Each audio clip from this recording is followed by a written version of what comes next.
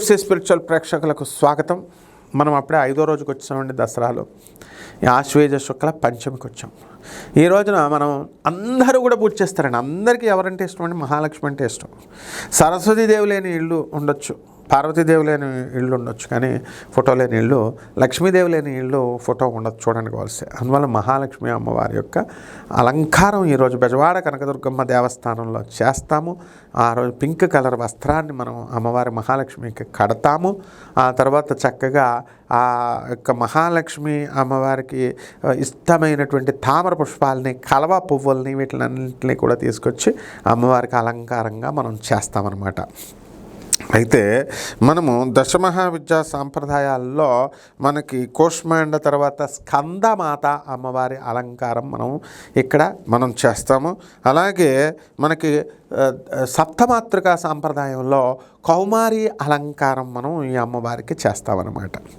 అలాగే చక్కగా ఇది 5వ రోజు కాబట్టి మనము ఏమి చేస్తాము? బగళాముఖి అమ్మవారి యొక్క అలంకరణ అనేటటువంటిది దశమహావిద్యా సాంప్రదాయంలో జరుగుద్ది. కాబట్టి ఈ రోజున మనమందరం కూడా అమ్మవారికి గౌరీ వినాయకుడికి మనం పూజ చేసిన తర్వాత చక్కగా హ్రీంకారాసనగద్భిత నలసికాం సౌహ క్లీం కళాం బిభ్రతీం సౌవర్ణాంబరధారిణీం వరసుదా ధౌతాం త్రినేత్రోజ్వలాం వందే పుస్తకభాషమంకుశధరాం సద్భూషితాముజ్వలాం త్వాం గౌరీం త్రిపురాం పరాత్ప్రకళాం శ్రీచక్రసంచారిణీమంటూ ఈ 9 రోజులు కూడా అమ్మవారికి మనం ఈ ధ్యాన శ్లోకాలు చేస్తాము. అలాగే ఓం శ్రీం మహాలక్ష్మి అయి నమః అంటూ, ఓం శ్రీం జపసంతుష్టాయ నమః అంటూ శ్రీం బీజాన్ని కనుక మనం జపం చేసినట్లయితే మహాలక్ష్మి అమ్మవారు ఎంతో కనికరిస్తుంది. అదేవిధంగా మనందరం కూడా చాలామంది అష్టాదశ శక్తి పీఠాల్లో ఒకటైనటువంటి కొల్హాపూర్ వెళ్ళి చాలామంది అక్కడ దర్శనాలు చేసుకుంటారు. అక్కడికి వెళ్ళాల్సినటువంటి అవసరం లేదు. ఎందువల్లంటే మహాలక్ష్మి అనగానే అక్కడే ఉంటుందేమో అనుకుంటున్నారు. బెజవాడ కనకదుర్గమ్మే మొత్తం అష్టాదశ శక్తి పీఠాలు అన్నిటికి కూడా సమష్టి స్వరూపము, సమన్వయ స్వరూపము, మాయాపీఠము. ఇది అనుభవంతో నేను ఆ దేవస్థానంలో గురువుల దగ్గర విద్యాభ్యాసం చేసిన వ్యక్తిగా ఆ దుర్గా దేవస్థానంతో ఉన్న అనుబంధంతో నేను చెప్తున్నాను. కాబట్టి అక్కడికి రష్లోకి వెళ్ళాల్సినటువంటి అవసరం లేదు.